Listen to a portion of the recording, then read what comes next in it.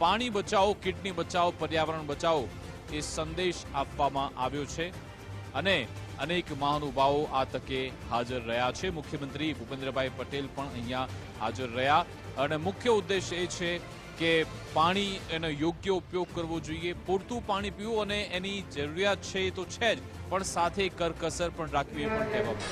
એવા સંજોગોમાં માનનીય પ્રધાનમંત્રી મોદી સાહેબે 6 સપ્ટેમ્બર 2024ના દિવસે ગેટ ધ રેન વોટર હાર્વેસ્ટિંગની વાત કરી, જળ સંચય, જન ભાગીદારીથી જન આંદોલન કરવાની વાત કરી, કર્મભૂમિથી માતૃભૂમિ સુધી પાણી માટે સહાય કરવાનો એક આલેખ કર્યો, આહ્વાન કર્યું।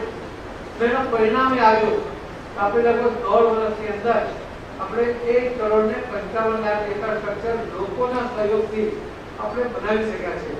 આમાં સરકારે ફક્ત 10 લાખ સ્ટ્રક્ચર બનાવ્યા, બાકીના બધા જ સ્ટ્રક્ચર લોકોએ પોતે બનાવ્યા છે।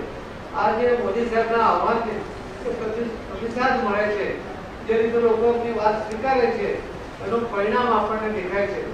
ત્યારે પહેલા તબક્કામાં 6 સપ્ટેમ્બર 2024થી 31 મે 2025 સુધીના પીરિયડમાં આપણે 10 લાખનું ટાર્ગેટ કર્યું હતું। આપણે 27,50,000 સ્ટ્રક્ચર આપણે બનાવી શક્યા અને એમાં પણ લગભગ 2.4 BCM જે પાણી વરસાદની જમીનમાં આપણે ઉતારી શક્યા હતા। આજે આપણે એનાથી લગભગ 8,000 સ્ટ્રક્ચર બનાવ્યા છે।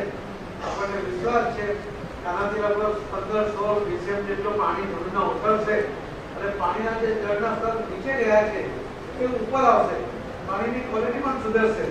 તો આ બધા પ્રયત્નો કરવા જોઈએ, પરંતુ દિલીપભાઈ એનાથી પણ આગળ છે। સરકાર તો સરકારની યોજનાઓ કરે, પરંતુ આપણે શું કરીએ, એક વ્યક્તિ શું કરી શકે એનું જીવંત ઉદાહરણ તેમણે આપણી સામે મૂક્યું। કિડનીની ટ્રીટમેન્ટ થતી હોય, ડાયાલિસિસ થતું હોય ત્યારે કેટલા લીટર પાણી એમાં વપરાય છે એની આપણે વાત કરી।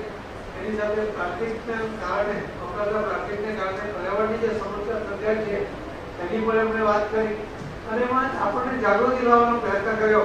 અને એટલે જ એમણે કહ્યું કે કિડની ડાયાલિસિસ કરવાને બદલે જો કોઈને કોઈ કિડની મળે તો જરૂર એનાથી ખૂબ મોટો ફાયદો થાય પર્યાવરણને, માનવ કલાકોને, તમારા પાણી બચાવવા માટે દરેક રીતેનો ખૂબ મોટો ફાયદો થાય છે। માનવ કલાકો બચે, પૈસા બચે અને એ જોગરને એમણે જે રીતે આગળ વધારવાનો પ્રયત્ન કર્યો છે।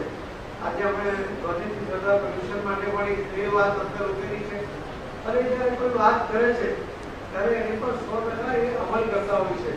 મને વિશ્વાસ છે કે દિલીપભાઈએ ત્યાં ઝુંબેશ ઉપાડી છે અને આપનો બધાનો જે સહકાર મળ્યો છે એટલાય લોકોને આપણે કિડની કે કોઈને કોઈ અંગ આપીને એમને જીવદાન આપ્યું છે અને કેટલાય લોકોને પણ જીવદાન મળ્યું પણ હશે, એમને પણ સંકલ્પ કરવો જોઈએ। એમાંથી જે થતું હશે તે પાણી બચાવવા માટે પણ અમે પ્રયત્ન કરવા માટે તૈયાર છે। તમે કિડની આપીને પાણી બચે પણ પાણી જમીનમાં ઉતરે પણ પાણી બચાવીને પાણીનો ઉપયોગ થાય એટલા માટે પણ પ્રયત્ન કરવો જોઈએ।